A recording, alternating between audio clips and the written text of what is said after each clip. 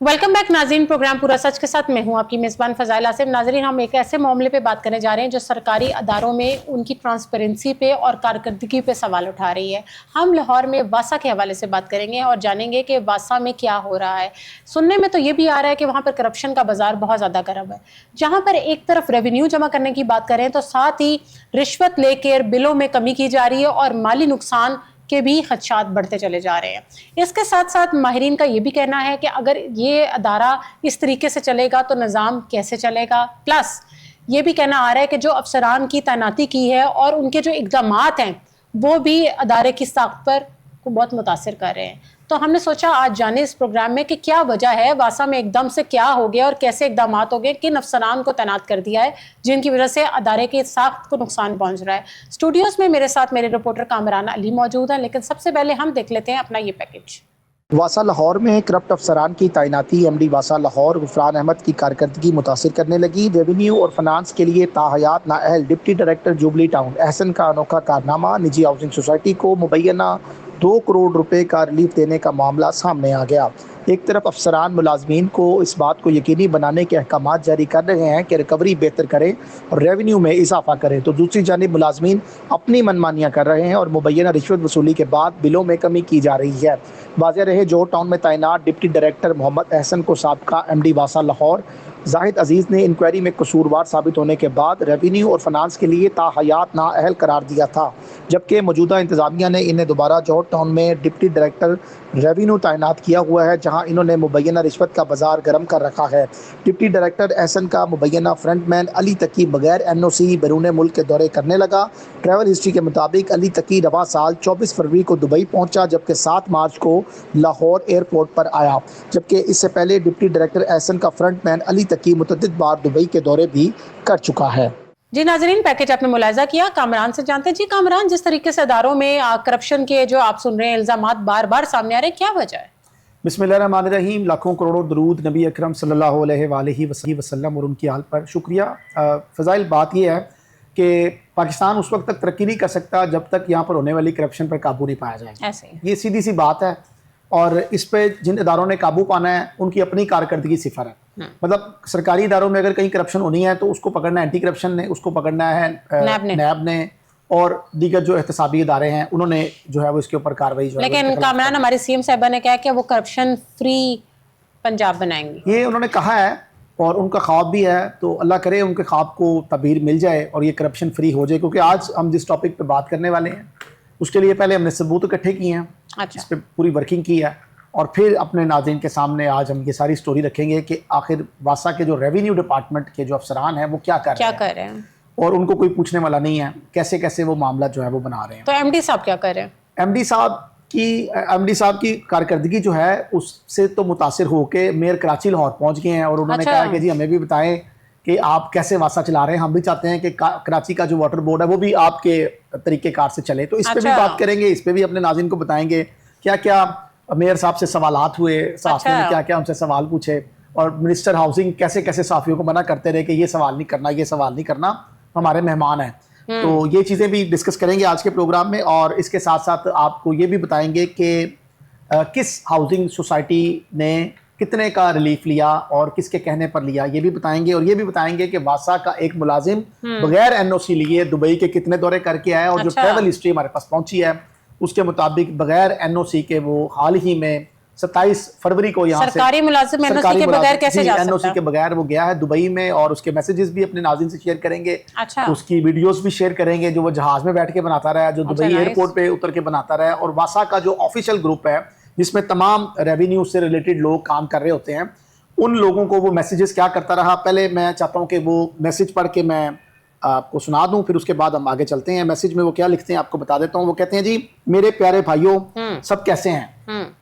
उम्मीद है अल्लाह पाक के हुक्म से आप सब ठीक होंगे। मैं अब इस वक्त जो है वो अपने पाकिस्तान से जा रहा हूँ और फॉरएवर के हमेशा के लिए जा रहा हूँ और मुझसे कोई गलती अगर हो गई है तो मुझे माफ़ कर दें और तुम मुझे माफ़ कर देना। मुझे आप सब की बहुत याद आएगी। अच्छा टाइम गुजरा आप सबके साथ। एक मैसेज ये किया है और उसके बाद फिर जंग लग जाती है और ईरान जो है वो दुबई पर हमले करता है, हालात ख़राब हो जाता है। फिर वो लिखते हैं कि भाई लोगों, आई थिंक मैं सैटरडे को वापस पाकिस्तान आ जाऊंगा। ठीक है। यहाँ हालात बहुत खराब हैं, जब हालात ठीक हो जाएंगे तो वापस चला जाऊंगा इंशाल्लाह। ये मैसेजेस हैं, ये ग्रुप से हमें मिले हैं, हमारे जराए ने हमें दिए हैं, ये मैसेजेस उन्होंने किए बाकी स्टाफ को भी। तो अब इतना पैसा बना लिया था कि वो फॉरएवर पाकिस्तान से चले जाए। आपको हैरानगी इस बात पर होगी कि उसकी अपनी सैलरी 40,000 रुपए है और वो बंदा वर्क चार्ज है, अली तकी इसका नाम है। अच्छा, अब हमारी कोशिश तो ये होती है कि हकाइक पे बात की जाए। तो हमने जो मुतलका डिप्टी डायरेक्टर हैं जो ये कारनामे सर अंजाम दे रहे हैं, एहसन जिनका नाम है, उनके पास कहाँ लगे में, कहाँ था ये जोहर टाउन में आपके इलाके में ही है, जुबली टाउन में इनका ऑफिस है। और ये इनसे पूछना जरूरी भी था, इसलिए हमने इनसे पूछा और इनसे मुलाकात की और उन्होंने क्या जवाब दिए ये भी आपको बताते हैं। लेकिन उससे पहले एक बात बतानी बड़ी जरूरी है, वो ये कि जो एहसन है, एहसन के खिलाफ साबका एमडी वासा लाहौर जाहिद अजीज साहब ने एक इंक्वायरी की थी जिसमें ये कसूरवार पाए थे। तो जब इन्होंने माफी तलाफी इनकी हुई तो ये तो टर्मिनेट वो उनको कर रहे थे, तो फिर इन्होंने लिख के दिया कि सर मुझसे गलती होगी एहसन ने, तो मुझे माफ कर दे। तो फिर उन्होंने कहा भाई मैं आपको माफ तो कर दूंगा। डिप्टी डायरेक्टर ने, राइट, डिप्टी डायरेक्टर ने माफीनामा लिखा। तो एमडी वासा जाहिद अजीज साहब ने कहा कि भाई मैं आपको माफ तो कर दूंगा, लेकिन ये मैं आपके ऑर्डर्स पे लिख दूंगा कि आप टिल सर्विस रेवेन्यू और फाइनेंस में काम नहीं करेंगे क्योंकि आप करप्ट हैं। ठीक है। अच्छा, ये लेटर जारी हो जाता है, तो वैलिड है बात, ये लेटर जारी हो जाता है। उसके बाद 4 साल तक एहसन कहीं तैनात नहीं होता और एहसन एडमिनिस्ट्रेशन में बतौर इंक्वायरी ऑफिसर काम करता रहता है। जैसे ही हवा का रुख थोड़ा सा बदलता है और गुफरान साहब एमडी वासा लाहौर सीट पर बैठते हैं और वो अपने नीचे कुछ अमले की तब्दीलियां भी करते हैं। हमारे यहाँ ये बड़ा ट्रेंड है, अगर कोई सियासी जमात का सरबराह चेंज होता है तो वो जब सीट पे आएगा तो सबसे पहले वो अपने मशीरों को, चमचों को चेंज करता है कि ये वाला चमचा निकाल दो, अपनी टीम ले आते हैं ना, अपनी टीम लेके आते हैं कि हमारी टीम, चाहे वो टीम बहुत ही अच्छा काम कर रही हो, लेकिन वो उससे मुतमिन नहीं होते। वो कहते हैं नहीं, टीम हमारी नीचे, बंदे हमारे ही चलेंगे। तो फिर एमडी साहब, एमडी वासा लाहौर गुफरान अहमद जो है, उन्होंने कुछ तब्दीलियां की। उन्होंने वसीम अहमद गुजर को डायरेक्टर एडमिन लगा दिया जो कि खिलाफ ज़ाब्ता है। और इनकी तैनाती पर भी हमने एक प्रोग्राम किया था कि ये तो ह्यूमन रिसोर्स डिपार्टमेंट के बंदे हैं, एडमिनिस्ट्रेशन तो इनको चलानी ही नहीं आती। तो ये एडमिनिस्ट्रेशन का चार्ज इनको, डायरेक्टर एडमिन का चार्ज भी इनके पास है, डिप्टी डायरेक्टर एडमिन का चार्ज भी इनके पास है, असिस्टेंट डायरेक्टर का चार्ज भी इनके पास है। तो 3 ओहदे बर वक्त ये इस्तेमाल कर रहे हैं। गाड़ी इनके पास 2 थी।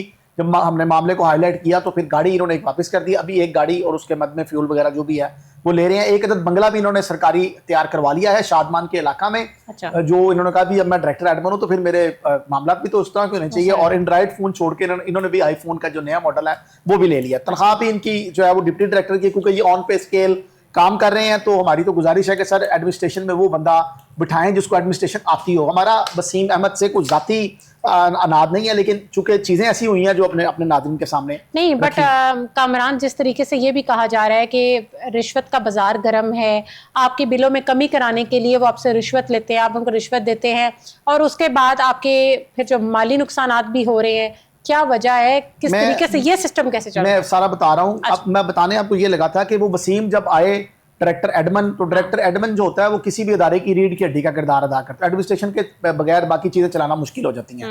अच्छा, उसके साथ क्या हुआ कि डायरेक्टर रेवेन्यू जो थे उनका नंबर था सीनियरिटी में 12वां। उनको 12वें नंबर से उठाकर पहले नंबर पर लाकर उनको भी डायरेक्टर रेवेन्यू मुर्तजा हसन को तैनात किया गया। अभी भी वो डायरेक्टर रेवेन्यू है। मेरा इनसे भी कोई इख्तलाफ नहीं है, लेकिन तैनाती इनकी भी खिलाफ ज़ाब्ता है। तो ये 2 तैनातियां हुई तो फिर एहसन ने कहा यार जिथे अन्नी शक्कर वंडी जा रही है तो थोड़ी सरमन भी दे दो। वो फिर एमडी साहब ने कहा कि ठीक है भी इसको भी लगा देते हैं। दोबारा आ गया, दोबारा एहसन साहब जुबली टाउन में आ गए और आए भी जुबली टाउन में, जहां पर इनके खिलाफ करप्शन हुई, जहां पर इनके साबित हुए और जहां पर इनको मैं समझता हूं। लेकिन एमडी साहब ने ये लिख के नहीं दिया था कि जी दोबारा आप रेवेन्यू में और फाइनेंस डिपार्टमेंट में काम नहीं करेंगे। वो एमडी रिटायर्ड हो गए, अब ये नए एमडी आए, इन्होंने उन ऑर्डर्स को गोल करने की कोशिश की। ठीक होगा। और मुझे ये कहा, मैंने उस वक्त सवाल किया एहसन से कि एहसन साहब आप कैसे लग गए हैं? उन्होंने कहा जी मुझे कोर्ट ने रिलीफ दे दिया। अच्छा, मैंने कहा सर प्लीज मेरे साथ कोर्ट के ऑर्डर शेयर करें, क्योंकि मैं भी देखना चाहता हूं कि अदारा ये कह रहा है कि आप करप्ट हैं। तो कोर्ट कैसे कह रहा है कि आप करप्शन करें? कोर्ट तो किसी को करप्शन करने की इजाजत नहीं देता। तो वो ऑर्डर्स मेरे साथ शेयर करें, तो वो उन्होंने ऑर्डर्स मेरे साथ शेयर नहीं किए। इस बात को भी तकरीबन 1.5 साल गुजर गया।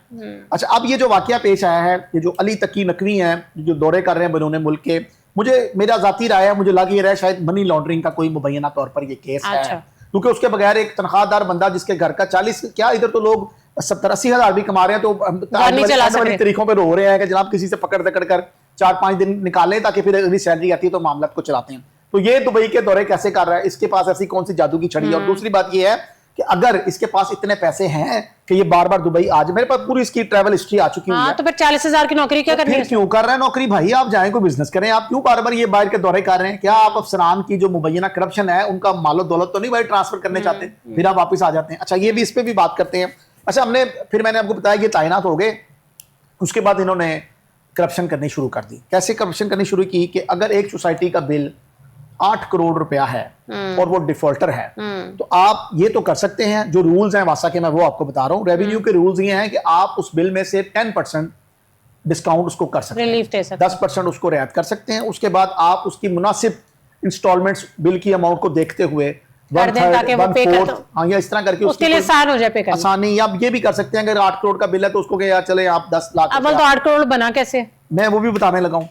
वो बन ऐसे गया कि एक जगह पर एक हाउसिंग स्कीम वालों ने अपना ट्यूबवेल लगवा लिया, ठीक हो, जाती तौर पर वासा से उन्होंने मिली भगत की, जो भी नुमाइंदे थे चेक करने वाले उनको खर्चा दिया और सोसाइटी को पानी दे दिया। अच्छा, बस जब कोई सोसाइटी पानी इस्तेमाल करती है, अच्छा मैं ये भी क्लियर कर दूं कि शहर लाहौर में जहां पर भी पानी आप इस्तेमाल करें, अब तो पूरे पंजाब में ये होने जा रहा है, उसका जो अथॉरिटी का जो मालिकान है उसके, वो वासा पानी का मालिक है पूरे लाहौर का। अगर आप कहीं पर भी पानी इस्तेमाल करते हैं तो वासा उसकी मद में पैसे चार्ज करता है। तो वासा के भी चार्जेस अच्छे खासे हो गए, 30 से 40 लाख रुपया बैरियर टाउन का रिकवरी है हर महीने की। इसी तरह मुख्तलिफ सोसाइटी से पैसे वासा एक्वा फायर की मद में लेता है। तो वासा वालों ने जब पता चला कि यहाँ पर भी एक ट्यूबवेल सोसाइटी ने लगा लिया, अब तो हैरानगी वाली बात तो ये भी है हमारे लिए कि सोसाइटी बनी हुई, लोगों ने प्लॉट लिए, घर भी बन गए, लोगों ने रहना शुरू कर दिया, 5-7 साल भी गुजर गए, लेकिन बिल किसी ने नहीं लिया उनसे।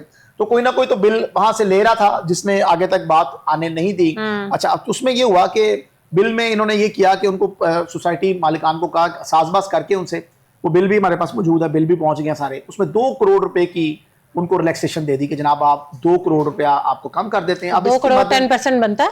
2 करोड़ तो नहीं बनता, 80 लाख बनता है 10% वैसे। तो इन्होंने 2 करोड़ जो था वो उनको रियायत की, वो बिल भी हमारे पास पहुंच गया। ये तो कानून चल रहा है सर। अच्छा, अब उस पे इनसे किसी ने नहीं पूछा कि आपने ऐसा क्यों किया है। अच्छा, उसके बाद ये क्या करते हैं, वो जो अली तकी नकवी है उसके बारे में जब मैंने डिप्टी डायरेक्टर से फिर मुलाकात की, जब ये स्टोरी मेरे पास आई तो फिर मैंने उनसे पूछा कि एहसन साहब ये क्या मामला है, आप बताएं प्लीज। मुझे मेरे जराये ने बताया कि शायद ये शख्स आपका फ्रंट मैन है और आपकी की हुई मुबैना करप्शन के जो पैसे हैं ये बाहर के ममालिक में लेके जाता है। तो उन्होंने कहा जी नहीं, ऐसा कुछ नहीं है, पैसों वाला का इस तरह का कोई मामला नहीं है। हाँ, लेकिन ये है कि ये गया ज़रूर है बाहर, ये मेरे इल्म में आया है। तो मैंने उनसे पूछा सर उसकी छुट्टी किसने मंजूर की? तो उसने कहा जी छुट्टी का मेरे पास कोई रिकॉर्ड नहीं है, छुट्टी उसकी कैसे गई है वो आपको डिपार्टमेंट वाले बताएंगे, जबकि वो हमारे जरा बता रहे हैं कि डिप्टी डायरेक्टर के अंडर ही काम कर रहा है, रेवेन्यू का काम ही कर रहा है। जाहिर सी बात। तो अब उन्होंने कहा, फिर मैंने उनको कहा सर ये सैलरी भी इसने ले ली है? तो उन्होंने कहा भी सैलरी नहीं ली, इसने उन छुट्टियों के पैसे कट गए हैं। तो मैंने कहा सर इसने कोई NOC लिया कि पाकिस्तान से बाहर जा रहा है? हमारे यहाँ तो बड़े पापड़ बेलने पड़ते हैं, बड़ी रिक्वेस्ट करनी पड़ती है, मुख्तलिफ इदारों से वेरिफिकेशनें करानी पड़ती हैं कि जनाब ये वेरिफिकेशन होगी तो फिर आप यहाँ से जा सकते हैं, अदरवाइज आप जा नहीं सकते। तो ये कैसे सर हुआ है मुमकिन, ये भी ज़रा बता दें। तो इस पर भी उन्होंने कहा कि जी इसके बारे में मुझे नहीं पता। अच्छा, ये उन्होंने बिल्कुल साफ कहा कि जी मुझे इसके बारे में नहीं पता, और ये उनका एक सादा सा जवाब था। अब जब एक शख्स को उसी के अदारे के एक सरबराह ने माजी में ये कहा कि आप बहाल तो हो जाएंगे, अदारे का हिस्सा तो रहेंगे, इस डिपार्टमेंट्स में काम नहीं करेंगे, करेंगे, रेवेन्यू और फाइनेंस में काम नहीं करेंगे, क्योंकि आप करप्ट हैं, आप करप्शन करते हैं, आप पैसे बनाते हैं, तो लिहाजा आप मुल्क को, कौम को नुकसान पहुंचाते हैं। आपको मैं इस अदारे का हिस्सा तो बना रहा हूं, लेकिन आप काम नहीं इन डिपार्टमेंट्स में करेंगे। और हुआ भी ऐसे ही, लेकिन अब ये मिली भगत करके दोबारा से डिपार्टमेंट में मौजूद बैठे हैं और इन्होंने फिर वही काम जो है वो करने शुरू कर दी है। नहीं तो क्या अदारे के पास कोई मौसर एहतसाब का तरीका नहीं है? मौजूदा अदारे में क्या सिस्टम है? जिस तरीके से ये तो अफसरानी एहतसाब करना होता है अपने निचले मुलाजमीन का। कई जगह पर हमने देखा है कि MD वासा लाहौर गुफरान अहमद साहब ने बड़े सख्त एक्शन लिए हैं, लोगों को बड़ी सजाएं दी हैं। तो ऐसी बातों पे खामोशी और ऐसी बातों पे एक्शन क्यों नहीं ले पा रहे? नहीं रहना चाहिए। चाहिए तो यही कि एहसन साहब को भी या तो कहीं चेंज कर दे, हम तो नहीं चाहते कि घर भेजें। नहीं तो वो जो तकी नामी बंदा है, क्या उसकी पुश्तमनाई स्ट्रांग है? क्या देखें उसका भी हम यही आपको बता रहे हैं कि एक वर्क चार्ज जो मुलाजिम है, ये देखें इसमें बड़ी चीजें वाज़ेह हो रही हैं। एक वर्क चार्ज मुलाजिम है, उसकी 40,000 रुपये सैलरी है और वो दुबई के दौरे कर रहा है, और विदाउट NOC वो जा रहा है यहाँ से, और बार बार जा रहा है, और वहां पर जाकर वीडियोस बना के ग्रुप्स में वासा के शेयर कर रहा है कि ये देखें जी मैं दुबई में आ गया हूँ, ये मेरी वीडियोस हैं, ये यहाँ का मौसम है, ये यहाँ के हालात हैं। तो इस तरह की बातें की जा रही है। और तो कामरान जिस तरीके से बिलों में भी इजाफा हो रहा है और ओवर चार्जिंग भी कर देते हैं, ऐसी सूरत में अवाम बेचारी कैसे समझ पाएगी कि ये ओवर चार्जिंग की गई है? या सही बिल आ रहा है, किस तरीके से पहचान सकते हैं? देखें, वासा की जो रिकवरी है वो अब से 3 साल पहले जो थी वो तकरीबन 48 करोड़ रुपए थी महाना। वासा इस वक्त जो है वो 1 अरब 80 करोड़ रुपए के करीब रिकवरी जो है वो कर रहा है। ठीक हो गया। अच्छा, अब सूरत हाल ये है कि 1 अरब 80 करोड़ पर पहुंचने के बाद वासा जो है वो खुद अपने पांव पर खड़ा हो गया और वासा ने तकरीबन 50 करोड़ के 2-3 प्रोजेक्ट भी शुरू किए हैं खुद से। अच्छा। कि जी हम अब कर सकते हैं, हमारे पास अब पैसे हैं। इससे पहले ये होता था कि इनके जो बिजली के बिल थे वो अदा करने के लिए इनको पंजाब हुकूमत से पैसे मांगने पड़ते थे कि हमारा सिस्टम नहीं चल रहा तो हमें इतने पैसे दें और हमें इतनी हमारी तनख्वाहें और सारी चीज़ें करनी पड़ती थी। लेकिन अब गुफरान अहमद साहब की वजह से ये बेहतरी हुई है। अच्छा, अब इसमें 2-3 चीज़ें हैं। उसमें यह है कि पहले जो हमारे जो बिल्स आते थे वो तकरीबन 200 से 300 रुपये तक होता था। अच्छा। अब जो कम से कम बिल है वो तकरीबन 1000 से 1200 रुपये तक 1 से 3 मरले का बिल जो है वो चला गया। उसके बाद जो कमर्शियल बिल हैं वो तकरीबन 10,000 रुपये से शुरू हो रहे हैं। उसके बाद अगर हम बात करें हाउसिंग सोसाइटीज़ की तो वहाँ पर जो बिल 4-5 लाख में था वो 30 से 40 लाख रुपए उसकी एवरेज हो गई है, वो चला गया। अच्छा, इसमें कुछ नादहिंदगान भी थे जिनके खिलाफ क्रैकडाउन किया गया, एक्शन किया गया, FIRs हुई और इनके मुलाजमीन को मारे भी पड़ी और इनके मुलाजमीन के साथ जो है वो नारवा सलूक भी देखने में नजर आया। वासा मुलाजमीन के साथ नारवा सलूक भी शहरियों का देखने में नजर आया। कुछ कान टूटे थे, कुछ बदमाश थे जो कहते हम नहीं जाओ, जो कर लो, हम बैठे हुए यहाँ पर। इस तरह की चीज़ें भी इन्होंने फेस की हैं। तो बहरहाल वो भी इन्होंने सोबते बर्दाश्त करने के बाद वासा इस नहज पे पहुंचा है कि वासा अब सर्विस जो है वो अच्छे तरीके से प्रोवाइड कर रहा है। एक चीज़ और बड़ी अहम है, वो ये है कि पहले पानी की जो दुरानिया था वो बड़ा ज़्यादा था। ठीक है। दिन में तकरीबन 2 से 3 घंटे तक बंदिश होती थी। अब जो पानी का दुरानिया है वो बड़ा इन्होंने कम कर दिया। वो मखसूस टाइम है, फजर से लेकर 6 बजे से लेकर तकरीबन 9 बजे तक, 8:30 बजे तक पानी आता है। उसके बाद पानी नहीं आता। दोपहर के औकात में भी इसी तरह ही है, आपको 12:30 से लेकर तकरीबन 2 बजे तक मैक्सिमम कुछ 1.5-2 घंटे पानी आपको मिलेगा। उसके बाद अगर शाम पे चले जाए तो शाम में भी इसी तरह ही है, 6 से लेकर रात को 8-9 बजे तक पानी आएगा। 9 बजे के बाद आपको पानी वासा का नहीं मिलना। अच्छा। अगर आपने स्टोरेज नहीं की हुई तो ठीक होगा। ये भी इन्होंने एक फार्मूला लगाया आवाम के ऊपर कि भी पानी आप स्टॉक कर लें, अगर आप स्टॉक नहीं करेंगे तो पानी चला जाएगा। उससे ये हुआ कि इनके बिजली के बिल जो है वो कम हो गए हैं। नहीं, बट इस तरह की हरकतों से, इस तरह के जो इकदामात अफसरान उठाएंगे तो फिर अदारे की तो साख्त खराब हो रही है, लोग कैसे ट्रस्ट करेंगे? देखें, लोग ये कह रहे हैं कि एक तो बिल ज्यादा हो गए हैं। लोग ये कह रहे हैं कि अब कूड़ा टैक्स भी, मैंने आपको जैसे बताया था अपने प्रोग्राम में कि कूड़ा टैक्स वो बाकायदा तौर पर शुरू हो गया। अच्छा। उस पर 6.5 करोड़ रुपया जो है वो महाना टैक्स कैसे आएगा और कितना होगा? मैं बता रहा हूँ, उसकी रिकवरी भी 6.5 करोड़ रुपए कर ली है। अच्छा। 1 महीने की। और उन्होंने जो पसमानदा इलाके हैं, कच्ची आबादियां समझ लें, या जो टाउन्स टाइप हैं, जिस तरह मतलब ये समझ लें आप समनाबाद टाउन है या इस तरह के जो टाउन्स के एरियाज हैं, उनसे अभी चार्ज नहीं किया। लेकिन इकबाल टाउन में वो चार्ज कर रहे हैं, काम शुरू हो गया है। इसके अलावा जौहर टाउन में काम शुरू हो गया है। नहीं तो वो मैं आपसे यही तो पूछ रही हूँ कामरान, वो काम कैसे शुरू कर रहे हैं? मतलब मरला वाइज घरों का हिसाब कर रहे हैं या किस तरीके से डील करें, या ओवरऑल सबका एक ही जितना? नहीं, वो इस तरह नहीं है। वो ये है कि उन्होंने अभी पहले ये किया था कि 1 से 3 मरले वाले से तो वो ले ही नहीं रहे थे। अच्छा। अभी उन्होंने ये किया है कि जो पोश इलाके हैं, जो सोसाइटीज हैं, वहां पर उन्होंने 1 से 3 मरला का जो घर है उसको 500 रुपया चार्ज किया पर मंथ। वो लेंगे आपसे। और उसके बाद जो 5 से 10 मरला है उनसे 2,000 रुपया। अच्छा। इसी तरह जो 1 कनाल का है उससे 3 से 4,000 रुपया। ये उन्होंने रेशो बनाई हुई है। और 2 कनाल वाला जो है वो तकरीबन 5,000 रुपया कूड़ा। और इनकी ही गाड़ियां आएंगी उठाने? गाड़ियां तो इनकी आ रही हैं, पहले भी इनकी आ रही हैं। लेकिन अब ये हुआ है कि अब सोसाइटीज नजर तो नहीं आ रही ऐसी कोई चीज हमें अभी तक। सोसाइटीज के साथ इन्होंने अब इलाज करने के जा रहे हैं। अच्छा। कि सोसाइटीज का जो कूड़ा सोसाइटीज वाले उठाते थे, नजदीक कोई प्लॉट होता था वहां फेंक देते थे। सोसाइटीज के जो रिहायशी हैं उनसे वो पैसे लेते थे 3,000 रुपया। उसमें सिक्योरिटी भी, कूड़े वाला भी और उसके साथ साथ पानी भी, 3 आइटम्स प्रोवाइड करते थे। और 3 से 4,000 रुपया अभी भी सोसाइटीज में ये सिलसिला चल रहा है। जो बिजली का बिल लोग खुद पे करते हैं जितनी इस्तेमाल करते हैं। तो पानी और सिक्योरिटी और सफाई, ये 3 इकदामात के जो पैसे थे वो तकरीबन 3 से 4,000 रुपया मुख्तलिफ डिफरेंट सोसाइटीज के डिफरेंट रेट हैं। तो वो कर रहे हैं इस तरह। हाँ। तो अब ये किया है LWMC ने कि हम उनसे जो है वो सोसाइटी से भी पैसे लेंगे और उनका कूड़ा जो वो फेंकते हैं मुख्तलिफ प्लॉट्स में, क्योंकि सोसाइटी भी कूड़ा इकट्ठा करके कहीं ना कहीं तो डंप करती थी।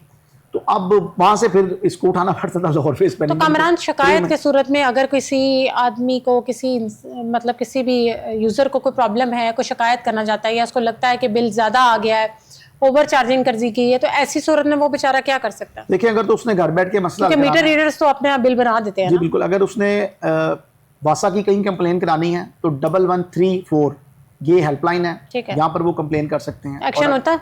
बिल्कुल होता है। अभी तो जदीद जो है वो कंप्लेन सेंटर भी इन्होंने कायम कर दिया है जो पूरे पंजाब को में फाल भी हो गया है।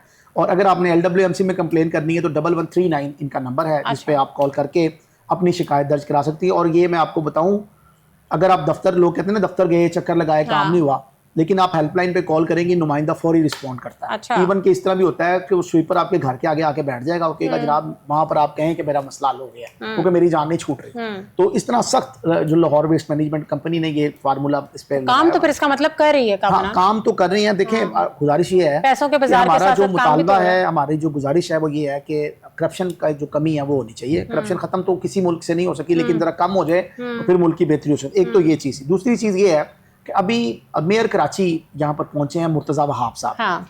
तो सहाफ़ियों ने उनसे बड़े खट्टे मीठे सवाल किए, तो उन्होंने जवाब ये दिए, मुख्तलिफ सवाल के मुख्तलिफ जवाब थे, लेकिन एक जवाब उन्होंने बड़ा अच्छा दिया। उन्होंने ये कहा कि भी मैं आपका मेहमान हूँ, लाहौर में कल बारिश बड़ी अच्छी हुई है, मौसम बड़ा खुशगवार है और लाहौरिये बड़े जिंदा दिलान है। और फिर उन्होंने ये कहा कि मीडिया जो है ना उसको चाहिए कि थोड़ा पॉजिटिव भी दिखाए। ठीक है। मीडिया हर वक्त नेगेटिव दिखाता रहता है, तो नेगेटिविटी आप जो है ना थोड़ा पॉजिटिव भी दिखाए। तो मुख्तलिफ जर्नलिस्ट ने मुख्तलिफ सवाल किए, लेकिन एक सवाल जो था वो बड़ा अहम था, वो अपनी अहमियत का खुद हामिल भी है। वो सवाल कुछ इस तरह है कि पंजाब के जो दौर गुजरे हैं इसमें मुख्तलिफ सियासी जमातों ने इसकी बागडोर संभाली है। ऐसे अगर मैं बात करूं काफ लीग की तो उसको भी मौका मिला है पंजाब में हुकूमत करने का। अगर मैं बात करूं सबको मिला एस्टेब्लिशमेंट की तो वो उनकी भी एक जमात का काफ लीग ने मिलकर मामला को चलाया। अगर मैं बात करूं पाकिस्तान तहरीक इंसाफ की तो उनको भी मौका मिला उस्मान बुज़दार की सूरत में। ठीक हो। और नून लीग को तो बार बार मौके मिलते रहे ना, अभी भी मिला हुआ। तो अब चीजें तो डेवलप हो रही हैं, काफी बेहतरी आई है। अच्छा, अब ये देखें कि मुर्तज़ा वहाब साहब जो हैं वो कराची में हैं, लेकिन गुज़श्ता 22 साल से किसी की हिम्मत नहीं है कोई कराची के ऊपर या सिंध के ऊपर हुकूमत करे ही तो सिर्फ पीपल्स पार्टी। तो अब पीपल्स पार्टी 22 साल से एक सूबे में हुकूमत कर रही है और पंजाब में मुख्तलिफ टाइम्स में मुख्तलिफ लोग हुकूमत कर रहे हैं। तो पंजाब बहुत ज़्यादा डेवलप हुआ, सिंध उसकी बनिस्बत उतना डेवलप नहीं हो सका, जबकि शिकायत वहाँ पर अभी भी जराइम की लांडी लियारी में अभी भी वैसे ही चीज़ें चल रही हैं, डेवलप नहीं हो सकी। एक सवाल एक सहाफ़ी ने वहाँ पर उनसे किया कि सर एक घर है मेरे अजीज़ों का लांडी के इलाका में, उनका पानी का कनेक्शन कट गया बिल की अदम अदायगी की वजह से। तो वो जो बार बार उन्होंने चक्कर लगाए दफ्तर के, वो 1.5 साल गुजर गया, उनका कनेक्शन बहाल नहीं हुआ। वो कहीं से दूर से पानी भर के लाते थे अपने घर। वहाँ पर ये वाला भी बड़ा रिवाज है, गाड़ियां आती हैं पानी लेकर, आप वो 125 किलोमीटर दूर से पानी कराची में आता है। टैंकर्स आपकी टैंक्स को भर देते हैं। अच्छा, उन्होंने बताया, उन्होंने कहा फिर कि बार बार सवाफी ने कहा जी वो बार बार शिकायत उन्होंने की तो लेकिन उनका मसला हल नहीं हुआ। तो फिर उन्होंने ये किया कि 2 लाख रुपया किसी को दिया तो उनका कनेक्शन लग गया। तो उन्होंने ये भी सवाल किया कि अब आपने बिल कितना दिया तो देना, तो उन्होंने कहा बिल नहीं देना आपने, अच्छा। आप बस 2 लाख दे दिया, अब आप पानी इस्तेमाल करें। अच्छा। तो ये सूरत हाल है कराची में। अगर कराची को डेवलप होना है तो देखें, एक सादी सी मिसाल है कि लाहौर में अगर आपने काबू कर लिया है, लाहौर में भी कोई सारे नमाजी परहेजी नहीं रहते, लाहौर में भी थोड़े से बिंगे चिबे लोग भी रहते हैं यहाँ पर, तो इनसे रिकवरी करना जरा मुश्किल थी। तो अगर लाहौर में रिकवरी कर ली गई है, गुफरान साहब ने लाहौर में अगर रिकवरी कर ली है तो कराची में भी रिकवरी हो सकती। कराची लाहौर की निस्बत एक बड़ा शहर है और कराची मैं समझता हूँ पाकिस्तान में बिजनेस के लिए भी एक अहमियत का हामिल है और वहां से अब चीजें चलती हैं तो शायद पाकिस्तान का सारा सिस्टम एडवांस बहुत ज्यादा है, वहां पर बहुत सारी कौमें आबाद हैं। बिल्कुल ऐसी है। और अगर कराची में जो पानी माफिया है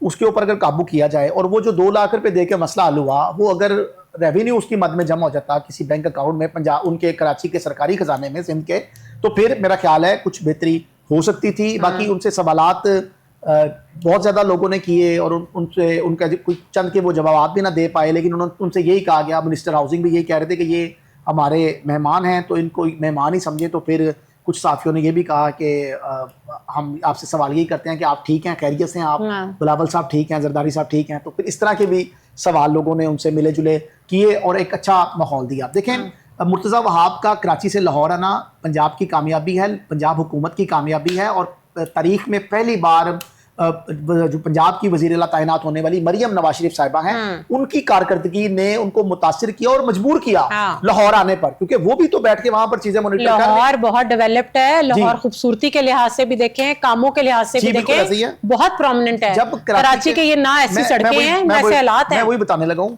जब कराची से जुड़े हुए जो लाहौर की रिश्तेदारियां कराची में है या कराची की रिश्तेदारियां लाहौर में है, वो लोग जब यहाँ पर रहने आते हैं तो बताते हैं कि यहाँ पर तो पानी नहीं जाता, यहाँ पर तो बिजली का बड़ा अच्छा इंतजाम आता है, यहाँ पर तो कूड़े वाला सुबह आके कूड़ा ले जाता है, हमारे यहाँ नहीं है। बहुत सफाई है, बहुत कुछ है। वो बात करते हैं, जब बात इस तरह की बात कोई हुई है वहां पर जो हुकूमत के नोटिस में आई है, उन्होंने देखा है और ऑब्जर्व किया है कि वाकई ही सूरत हाल कुछ ऐसी ही है, तो उसके बाद मेयर कराची मुर्तजा वहाब साहब लाहौर पहुंचे हैं और ये लाहौर की कामयाबी है, पंजाब की कामयाबी है, वज़ीर आला पंजाब की कामयाबी है। और उन्होंने कहा है कि हम आपके जो बनाया हुआ तरीकेकार है इससे मुस्तफीद होने सीएम साहिबा की टीम की कामयाबी है, बिल्कुल टीम की कामयाबी है। और मैं समझता हूँ ये उन्होंने हैरानकुन काम किया और पाकिस्तान की तारीख में पहले कभी नहीं ऐसा हुआ। क्योंकि फंड्स उस मद में लगाए जा रहे हैं, फंड्स जितने दिए हैं वो लग रहे हैं और कोई नजर आ रहे हैं। और मैं आपको बताऊं कि पाकिस्तान की तारीख में कभी ऐसा नहीं देखा कि सिंध हुकूमत का कोई सिटिंग गवर्नमेंट का कोई बंदा सिटिंग गवर्नमेंट की मुखालिफ जमात के बंदों के पास आ जाए और मिलकर बातचीत करे और कहे कि मुझे भी जनाब ये फार्मूले आपके चाहिए और मैं भी ये फार्मूला लगाऊंगा और मैं भी